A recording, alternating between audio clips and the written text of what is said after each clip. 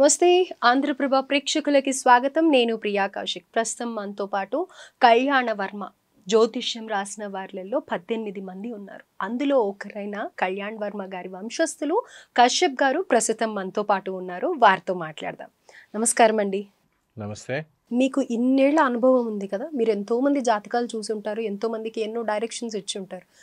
ఒక జాతకం చూసి మీరు ఈ పని చెయ్యకండి, ఎగ్జాంపుల్ పెళ్ళే ఉంది చేసుకోకండి అన్న సందర్భాలు ఉన్నాయా? అది ఏ రీజన్స్ తో చెప్పాల్సి వచ్చింది అనేది తెలుసుకోవచ్చు. ఇంతవరకు అందరూ అలా చెప్పలేదు.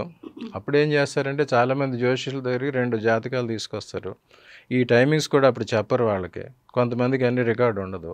నక్షత్రాలు ఏదో చెప్పి పెట్టండి అని చెప్పేస్తారు. అప్పుడున్న పరిస్థితుల్లో వాళ్ళు దాని ప్రకారం చేస్తారు. ఇంకో కొంతమంది ఏంటి, ఎవరికి ఆస్తి బాగుందనో లేకపోతే ఎన్ఆర్ఐ సంబంధం అనో ఏదో ఒకటి చేయండి అంటారు. అట్లాగే పెళ్లి విషయాల్లో చాలా అవకతవకలు చాలామంది చేశారు. ఏదో మంచి సంబంధం దొరికిందని అబద్ధాలు చెప్పి పెళ్లి చేయటం, లేదా డేట్ ఆఫ్ బర్త్లు మార్చేయటం, పేర్లు మార్చేయటం, అటువంటివి కూడా చాలామంది చేశారు. అవి అప్పుడు కొన్ని పరిస్థితుల్లో చక్కబడ్డాయి, కొన్ని పరిస్థితుల్లో చక్కబడలేదు. కానీ ఎవరికైనా వారి జన్మజాతకం పరిశీలిస్తే వారికి ఎటువంటి యోగం ఉన్నది తెలిసిపోతుంది. బహుభార్యాత్వమా, బహుకళత్వమా, లేకపోతే ఆలస్య వివాహమా, వర్ణాంతరమా, మతాంతరమా, ప్రేమ, వాళ్ళు ఎంతకాలం కలిసి ఉంటారనేది అన్నీ తెలుస్తాయి. తెలిసిన తర్వాత వాళ్ళకి చెప్తాం, ఇలాంటి మ్యారేజ్ సిస్టమ్ ఉంది, దానికి మీరు చూసుకోండి, దానికి రెడీ అయితే ఓకే. నాకు చాలామంది వస్తుంటారు ఈ మధ్య. నేను వాళ్ళకి చెప్తుంటా, మీకు వర్ణ సంకరం అవుతుంది, లేకపోతే ఇలా కాదు ఇలా కాదు. కొంతమంది ఉంటారు వాళ్ళకి విడోని కానీ విడోవర్ని కానీ చేసుకోవాలని పరిస్థితి ఉంటుంది, లేదా డైవర్స్ని కానీ చేసుకోవాల్సి ఉంటుంది. ఎవరికైనా సప్తమ స్థానంలో రాహు ఉండి వాళ్ళకి వ్యతిరేకమయ్యారంటే అటువంటి పరిస్థితి వస్తుంది. ఇట్లా ఉంటాయి. ఇప్పుడు కలికాలం ఇప్పుడు వచ్చేసరికి ప్రజెంట్ అంతా శని రాహువుల ప్రభావం ఎక్కువ ఉంది కనుక ఇటువంటి విషయాలు జరుగుతున్నాయి. అందులో ఎవరికైతే ఇలాగా ఈ చంద్రుడు, రాహువు, కుజుడు, శని కలయిక ఉంటుందో అలాంటి వీళ్ళు ఇలా ప్రేమ వివాహాలు చేసుకోవటం, ఆ ప్రేమ కోసం దేనికన్నా వెళ్ళిపోవటం, అయితే వాళ్ళని చంపడం లేదా వీళ్ళని కూడా చచ్చిపోవటం అనే పరిస్థితి ఉత్పన్నం అవుతుంది. గతంలో ఇలాంటివి ఉండేవా సార్? మీ 30 ఏళ్ల అనుభవంలో ఇలా చంపడాలు చంపుకోవడం లేవు. పెద్దల పంటే ఎంతో కొంత గౌరవం ఉండేది. మెయిన్ ఏంటంటే వారు ఎకనామికల్గా పెద్దల ఆదాయంలోనే ఉంటుంది కనుక it is social, religious and economic arrangement. అప్పుడు ఏం చేసేవారు, వారి ఆస్తి స్థితిపాసులు ఉన్నాయి, స్థితిగతులు ఉన్నాయా, వారు భార్యను పోషించగలరా, పిల్లల్ని పోషించుకోగలరా అనే పరిస్థితి చూసేవారు. వేరే ఇప్పుడు వచ్చేసరికి ఇంకోటి ఏంటి, ఇదివరకటంతా భర్తకు అనుకూలంగానే, వరుడికి అనుకూలంగానే ముహూర్తాలు పెట్టేవారు, అదని కొనుక్కుంటే చాలు. ఇప్పుడు ఏం జరిగింది, లేడీస్కి ఎడ్యుకేషన్ పెరిగింది, ఎకనామిక్ స్టేటస్ పెరిగింది, తెలివితేటలు పెరిగినాయి, they are all equal to men అన్నమాట. సో అటువంటి పరిస్థితుల్లో వీళ్ళిద్దరికీ ఇక ఎలాంటి కంపాటబిలిటీ అనేది చూసి చేయాలి. ఇద్దరు ఈక్వల్స్ మధ్య అయితే యుద్ధం జరుగుద్ది, లేకపోతే సఖ్యం జరుగుద్ది. రైట్. అయితే ఇప్పుడు ఇందాక మీరు అన్నారు ఒక మాట, జాతకంలో బహుభార్యత్వమా లేకపోతే ఏంటి అనేది తెలుస్తుంది అని అంటారు కదా. ఇవాళ రేపు ప్రతి ఒక్కళ్ళకి ఉండేది ఈ ఇలిసిట్ రిలేషన్షిప్ అనేది ఎక్కువగా అయిపోయింది కదా. సో మరి అలాంటప్పుడు వాళ్ళు తీసుకోవాల్సిన జాగ్రత్తలు ఏంటి? ఒకవేళ తన హస్బెండే కానీ లేకపోతే తన వైఫే కానీ ఇలాంటి రిలేషన్షిప్స్ మెయింటైన్ చేస్తున్నారు అని అంటే కనుక ఏదన్నా దోషం, నాగ సంబంధిత దోషం కానీ ఇలాంటివి అంటూ ఉంటారు కదా, అలాంటివి ఏమన్నా ఎక్కువ ప్రభావం ఉండడం వల్ల అలా అవుతుందా? దీని నుంచి బయటపడడం ఎలా అంటారు? ఈ బహుభార్యత్వం, బహుభర్తృత్వం అనేది పురాతన కాలం నుంచే ఉంది. దానిలో 2 సైడ్లు, పాజిటివ్ సైడ్, నెగిటివ్ సైడ్. దశరథుడికి ఎంతమంది భార్యలు? 4 భార్యలు. అప్పుడున్న రాజులకి అందరికీ more than 2.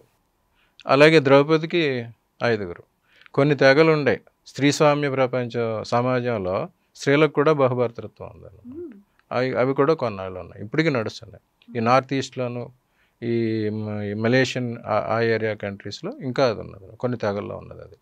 So that is continuing from long back. సరే ఇవన్నీ ఏంటి, దశరథుడు అంతమంది భార్యలను ఎందుకు చేసుకున్నాడు? సంతానం కోసం చేసుకున్నాడు. అవన్నీ వచ్చినాయి విత్ దేర్ యాక్సెప్టెన్స్. ఒక భార్య ఒప్పుకుంటేనే మళ్ళీ 2వ భార్యను 3వ భార్య చేసుకున్నాడు. అట్లానే ద్రౌపదికి పాండవులు కూడా ఎలా ఒప్పుకున్నారు? వాళ్ళు భార్య ఒప్పుకోబెట్టడం, వాళ్ళందరూ ఒప్పుకోబెట్టి దట్ ఈస్ ఎన్ అరేంజ్మెంట్. అటువంటిది అందరి చాలామంది జాతకాల్లో ఉంటుందన్నమాట. ఇప్పుడు పై కొంతమంది కనిపిస్తారు, కొంతమంది కనిపించరు. ఇప్పుడు ఒక ఆయన ఉంటాడు, ఒక భార్యను చేసుకుంటాడు, పిల్లలు పుట్టలేదు కనుక నేను 2వ భార్యను చేసుకుంటాను. In that conditions okay. అట్లానే ఇంకొక ఏదో ఎకనామిక్ కండిషన్ ఉంటుంది, ఇతను ఉద్యోగం లేదా వ్యాపారాన్ని ప్రభావితం చేసే పరిస్థితి ఉంటుంది, ఆ ధనం కోసం నేను చేసుకుంటానంటాడు. అప్పుడు they may accept it, may not accept అయ్యారంటే అది సక్సెస్ అవుతుంది, లేదంటే ఇలా రప్చర్ అవుతుంది. ఎప్పుడైతే ఈ భార్యకి కూడా ఎకనామికల్ పొజిషన్ ఒక ఎంత ఈక్వల్గా లివింగ్ చేసే పొజిషన్ ఉంటుందో ది ఆపోజిట్ న్యాచురల్లీ. అందువల్ల ఇటువంటి పరిస్థితులన్నీ వస్తున్నాయి. సో ఇప్పుడు ఈక్వల్గానే ఇద్దరు జాతకాలు చూడాలి. ఈమెకు కూడా ఎటువంటి కండిషన్స్ ఉన్నాయి, వాళ్ళకు కూడా ఎటువంటి కండిషన్స్ ఉన్నాయి, in which condition they are going to do that అనేది చెప్పి వాళ్ళని ముందుగానే ఎడ్యుకేట్ చేస్తే ఇటువంటి దుష్పరిమాణాలు రావు. మ్యూచువల్ యాక్సెప్టెన్స్ తో okay sir, but if it all conditions are not like forcing them but still they want to have some other relationship, అలాంటప్పుడు ఏంటి వాళ్ళు వద్దు అని అనుకుంటారు, భార్య కానీ భర్త కానీ అలా నా భార్య నాకే ఉండాలి అని అనుకుంటారు. అందరూ నా భార్య నాకే ఉండాలి అనుకుంటారు, నా భర్త నాకే ఉండాలి అందరూ అనుకుంటారు, తప్ప దట్ ఇస్ న్యాచురల్. కానీ అవన్నీ మన చేతిలో ఉండవు, గ్రహగతులు బట్టి ఉంటాయి అన్నమాట. ఎప్పుడు ఎవరు ఏం చేస్తారు అనేది గ్రహాల ప్రభావం బట్టి ఉంటుంది. సో దాని ప్రభావం వచ్చేస్తుంది, కొంతకాలం అది ఉంటుంది. కానీ దాన్నే తీవ్రంగా పరిగణించి అదే అనుకుంటే అది మాత్రం ఇలాగా దుష్పరిమాణాలకి దారితీస్తుంది. ఒక ఆయన వెళ్ళాడు ఇక్కడ ఉద్యోగం కోసం గల్ఫ్ వెళ్ళాడు, భార్య పిల్లల్ని ఇక్కడ పెట్టాడు. మరి how many time they will be alone? శారీరకమైన ఇబ్బందులు కోరికలు అందరికీ ఉంటాయి కదా. అప్పుడు ఆయన ఏదో ఒక రిలేషన్లోకి అక్కడ ఎంటర్ కావచ్చు, అట్లా ఇక్కడ కూడా అలాంటి రిలేషన్లోకి ఎంటర్ కావచ్చు. అది యాక్సెప్టబుల్ చేసుకునే పొజిషన్ ఉన్నదా? లేనప్పుడు ఇటువంటి పరిస్థితులు వస్తాయి. యాక్సెప్ట్ చేయలేనప్పుడు నువ్వు అట్లానే ఉండిపోవడం అనేది కూడా ఒక అన్యాయం. ఆ అన్యాయాన్ని ఇప్పుడు ప్రశ్నిస్తున్నారు అనమాట. సో ఇప్పుడు ఏంటి, ఈక్వల్, ఓకే ఈ కండిషన్స్ ఉన్నాయి, ఈ కండిషన్స్లో ఉన్నాం కనుక ఇలా ఉన్నాము. సో ఈ పరిస్థితిలో నేను ఇలాంటి పని చేయగలిగి వచ్చింది అని. దీనికి రామాయణంలోనే ఉదాహరణ ఇచ్చారు, అహల్య వృత్తాంతం చెప్పారు. అహల్య విశ్వామిత్రుడు రాముణ్ణి జనకుడు ఊరికి తీసుకెళ్తా అహల్య ఆశ్రమం నుంచి ఎందుకు తీసుకెళ్ళాడు? అక్కడ జరిగింది తెలుసు. అహల్య కావాలని తప్పు చేసింది. ఆమెను ఎవరు ఇంద్రుడికి ఇచ్చి పెళ్లి అనుకుంటే గౌతముడికి ఇచ్చి పెళ్లి చేశారు. ఆమె మనసు ఆయన మీద ఉంది. సో ఆ రకంగా ఆమె చేసింది, అందుకు ఆమె శిక్ష అనుభవించింది. ఆ వృత్తాంతాన్ని ముందు రాముడికి తెలియజెప్పాడు. అహల్య కావాలని తప్పు చేసింది, వేరే సీత కావాలని చెయ్యదు. అన్అవాయిడబుల్ సర్కమ్స్టాన్సెస్లో సీతను రావణుడు ఎత్తుకుపోయి 1 year తన దగ్గర పెట్టుకున్నాడు. సో అది ఫోర్సీయింగ్ అన్నమాట. ఇలా తప్పు చేసి కావాలని తప్పు చేసిన అహల్యనే నువ్వు రక్షించి ఏలుకోమని గౌతముడికి అడ్వైజ్ ఇచ్చావు. రేపు నీ భార్యను అన్నగా నువ్వు ఎవరు చేయలేని పరిస్థితుల్లో రావణుడు ఎత్తుకుపోతాడు, అప్పుడు నువ్వు మళ్ళీ ఆమెను ఏలుకోవాలని చెప్పడం కోసమే అది చూపించారు. దాని సరైన అర్థం ఎవరు చెప్పకుండా దాన్ని అట్లా ఉంచారు. అట్లాగే చేసిన తర్వాత కూడా రాముడు ఏమంటాడు, రామాయణంలో చెప్తారు, యుద్ధం అంతా అయిపోయిన తర్వాత సీతను తీసుకొచ్చిన తర్వాత రాముడు ఏమంటాడంటే సీతని, నేను నా భార్యను ఎవడో ఎత్తుకుపోతే రక్షించుకోలేని పిరికి పంద కాదు రాముడు అన్న ఉద్దేశంతో నేను వచ్చి యుద్ధం చేసి అన్నీ చేశా. Now you are free, you can go with anybody. నీకు తెలిసిన వాళ్ళు ఇక్కడ ఉన్నారు, విభీషణుడు ఉన్నాడు, హనుమంతుడు ఉన్నాడు, లక్ష్మణుడు ఉన్నాడు, నీకు కావాలంటే వాళ్ళు ఎవరితో వెళ్ళిపో అంటాడు. అప్పుడు ఆమె నేనెంత పవిత్రంగా ఉంటే నేనేం చేయాలి, అగ్నిలో దూకుతానని అక్కడ ఒకసారి ప్రూవ్ చేసుకుంటాను. తర్వాత మళ్ళీ పిల్లలు పుట్టిన తర్వాత తీసుకెళ్ళి అడవిలో వదిలేయమంటే అప్పుడు కూడా మళ్ళీ వచ్చి నీ పాతివ్రత్యాన్ని నిరూపించుకొని అప్పుడు చెప్తాడు కండిషన్. అప్పుడు ఎన్నిసార్లు నేను నీ దగ్గర నేను ప్రూవ్ చేసుకోను. She ended her life. అలాగా ప్రతి చోట ప్రమాణాలు ఉంటాయి. అవి ఇదివరకు ఆడవాళ్ళకి వచ్చినాయి, ఇప్పుడు మగవాళ్ళకి వచ్చినాయి. అందరూ ఇబ్బందులు పడుతున్నారు. ఇప్పుడు పెళ్ళి అనేది అంటే భయపడే పరిస్థితికి అందరూ తీసుకొచ్చారు. కానీ it is a solemn affair, solemn institution. ఇది పవిత్రమైన కార్యం. పెళ్ళి అనేది నీ సుఖ సంతోషాలకు కాదు. ఇప్పుడు ఎట్లాగైతే తిండి తిప్పలు దొరక బయట తింటున్నారో సుఖ సంతోషాలు కూడా బయట పనిచేస్తున్నారు. But you want to continue your legacy, you want to continue your traditions. నీ కుటుంబం వంశ మర్యాదలు చేయాలంటే సంబంధించిన కండిషన్స్లోనే పెళ్లి చేసుకుని ఆ వంశ మర్యాదలు నువ్వు దాన్ని కంటిన్యూ చేస్తే అప్పుడు సత్సంతానం కలుగుద్ది, సమాజం వస్తుంది. నెక్స్ట్ జనరేషనే నెక్స్ట్ సమాజం అన్నమాట. సో మనం ఎటువంటి సమాజాన్ని నిర్మిద్దాం అనుకుంటున్నాం అనేది ఈ మ్యారేజ్ ఇన్స్టిట్యూషన్ మీద డిపెండ్ అయినది. దానికి ఇప్పుడు వెర్రితలలు వేస్తున్న దాన్ని అందరూ కరెక్ట్ చేయాల్సిన అవసరం ఉన్నది. ఇటు సోషల్ యాక్టివిటీస్ కానీ, తల్లిదండ్రులు కానీ, ఈవెన్ గవర్నమెంట్ ఈ రకమైన చర్యలు తీసుకుంటే దీనికి పరిహారాలు దొరుకుతాయి. రైట్. అయితే సార్ రుణానుబంధేన పశుపత్ని పిల్లలు ఇలా అన్ని రుణానుబంధ రూపేణ పశుపత్ని సుతాలయ అని అంటారు కదా. సో నాకు అది మొత్తం తెలీదు, but still I try to convey you, మీకు అర్థమైంది అది. సో అసలు పెళ్ళే కావట్లేదు అని అనుకున్న వాళ్ళకి నిజంగానే వాళ్ళకి ఎలాంటి రుణం ఉండదని అంటారా? అందుకే పెళ్ళిళ్ళు అవ్వట్లేదు, పిల్లలు పుట్టిన వాళ్ళకి కూడా వాళ్ళకి ఎలాంటి రుణం లేదు, అందుకే పిల్లలు పుట్టట్లేదు అని అంటారు. ఎందుకంటే ఎంతో మంది పిల్లలు పుట్టట్లేదు అని చెప్పి ఈ ఫర్టిలిటీ సెంటర్స్కి వెళ్ళడం కానీ చేయని ప్రయత్నం అంటూ లేదు. ఎట్ లాస్ట్ ఫలించిన తర్వాత కూడా సరైన పిల్లల్ని ఇవాళ రేపు చూస్తామా అని అంటే కనుక ఏదో ఒక ప్రాబ్లం చూస్తూనే ఉన్నాం. ఎందుకని ఇలా అవుతుంది అని అంటారు? మ్యారేజ్ ఇన్స్టిట్యూషన్ అనేది నెక్స్ట్ జనరేషన్కి సక్రమ దారి చూపించేది. అప్పుడు ఇటువంటివన్నీ చూసుకొని చేసినప్పుడు వాళ్ళకి ఇటువంటి సమస్యలు రావు. ఇంకోటి ఏంటి, పెళ్ళే జరగటం లేదు ఆనికి మళ్ళీ గ్రహదోషాలు ఉంటాయి. ఎందుకు జరగటం లేదు? ప్రతి వాళ్ళకి సప్తమ స్థానం, సప్తమాధిపతి, సప్తమాధి ఉన్న స్థానం బట్టి వారికి ఎటువంటి వివాహం జరుగుతుందనే తెలుస్తుంది. అటువంటి వివాహాలు జరగకపోవటానికి ఒక 9 కారణాలు ఉన్నాయి పెళ్ళి జరగట్లేదంటే. పితృదోషం, పితృశాపం వల్ల పిల్లలు, దైవశాపం, తర్వాత స్త్రీ శాపం, సర్పశాపం, మాతృశాపం, భ్రాతృశాపం, మాతుల శాపం, ఇలాంటి 9 రకాల శాపాలు ఉన్నాయి. అంటే ఇన్ని శాపాలు ఉన్నందుకు ఇలాంటివి అయితే రుణానుబంధం అనేది కాదంట. అప్పుడు వాళ్ళకి ఎటువంటి రావాలో అటువంటివే వస్తాయన్నమాట. రుణానుబంధ రూపేణ పశువు పత్ని సుత ఆలయం. పశువు అంటే పశువులు, పత్ని భార్య, సుత అంటే పిల్లలు, ఆలయం అంటే ఇల్లు, మనం ఉండాలి గృహయోగం అంటారు. అలా కూడా రుణాలు ఉంటేనే అది వస్తుంది అనమాట. సో ఇవన్నీ వచ్చినప్పుడు ఏం జరుగుతుంది, ఈ ఎప్పుడు పెళ్ళి అయితే ఎవరు చేసుకోవాలనుకుంటున్నారో వాళ్ళ జన్మజాతకం పరిశీలిస్తే అర్థమవుతుంది. వారి సప్తమ స్థానం బాగుండాలి, అష్టమ స్థానం బాగుండాలి, 12వ స్థానం బాగోవాలి. అలాగే గురువర్గం, శనివర్గం ఉన్నాయన్నమాట. ఈ గురువర్గ జీవులకి మనం చెప్పిన ప్లేసులో 7లో కానీ 8లో కానీ 12లో కానీ ఈ వ్యతిరేక గ్రహాలు ఉన్నాయంటే వారికి పెళ్ళి అవ్వడం కష్టం. 8లో మెయిన్ కుజదోషం ఒకటే చెప్తారు, కానీ కుజదోషం అందరికీ అప్లై కాదు. కుజుడికి సంబంధించిన లగ్నాలకి, కుజుడికి సంబంధించిన నక్షత్రాలకి కుజదోషం అప్లై కాదు.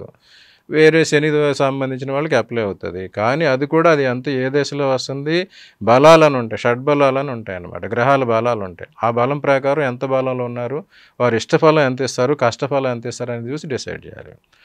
ఇంకెవరికంటే ఎవరికైనా 4, 8, 12 స్థానాల్లో 4 గ్రహాలు ఉండి వాటి మీద ఇంకో 2-3 గ్రహాలు చూపుంటే వాళ్ళకి సన్యాస యోగం అవుతారు అనమాట. వారికి జీవితంలో పెళ్ళే కాదనమాట. అట్లాగే ఎవరికైతే 7వ స్థానంలో 8వ అధిపతి కానీ, వ్యయాధిపతి కానీ, లేకపోతే వాళ్ళ మారక అధిపతి కానీ ఉన్నారంటే వారి భార్య కానీ భర్త కానీ చనిపోతారు అనమాట. ఇట్లాంటివన్నీ రకరకాల కాంబినేషన్స్ ఉంటాయి. సో అవన్నీ చూసుకుని కొంతమంది ఉంటారు, వారిని పెళ్లి చేసుకున్న వాళ్ళంతా మరణిస్తుంటారు. ఇప్పుడు బోనీ కపూర్ ఉన్నాడు, అతని ఫస్ట్ వైఫ్ శ్రీదేవిని చేసుకున్నాడు, శ్రీదేవి. అట్లాగే రేఖ ఉంది, రేఖ 3 హస్బెండ్స్ చనిపోయారు. అది వాళ్ళకే సప్తమ స్థానంలో ఇటువంటి గ్రహగతులు ఉంటే అలా జరుగుతుంది. సో అటువంటి చేసుకోవాలన్నమాట. అప్పుడు ఇటువంటి దుష్పరిమాణాలు. వాటికంటే కొన్ని పరిహారాలు చెప్తూ ఉంటారు కదా సార్, ఇప్పుడు అర్క వివాహం అని లేకపోతే ఇంకొకటి అలా చెప్తూ ఉంటారు కదా, అలాంటివి చేసినప్పుడు ఇవి మినిమైజ్ అవుతాయి అంటారా ఈ గ్రహస్థితుల్లోనివి? ఆ గ్రహాలు ఇచ్చే కారకత్వాలు 3 రకాలు ఉంటాయి. పీడ, బాధ, మారకం. బాధ అంటే లో లెవెల్ అనమాట. ఒక జ్వరం వచ్చింది, వైరల్ ఫీవర్ వేరే ప్లేస్కి వెళ్తే ఒకసారి వచ్చింది, మన అన్కండిషన్కి వెళ్తే ఏసీల నుంచి బయటకు వెళ్ళి ఒకసారి సడన్గా వెళ్తే జ్వరం వస్తుంది. దానికి ఒక పారాసెటమాల్ వేసుకుంటే తగ్గిపోతుంది. బట్ అది క్రానిక్ అయింది అనుకోండి, దానికి ఎనాల్జెసిక్ అండ్ యాంటీపైరెటిక్ 2 వేసుకోవాలి, యాంటీబయాటిక్ కూడా వేసుకోవాలి, డోలో వేసుకోవాలి, సెఫాక్సిలిన్ ఏదో యాంటీబయాటిక్ కూడా వేసుకోవాలి. అవి ఇంకా ఎక్కువైంది, జ్వరమే అతని మరణ కారణం, చనిపోతాడు.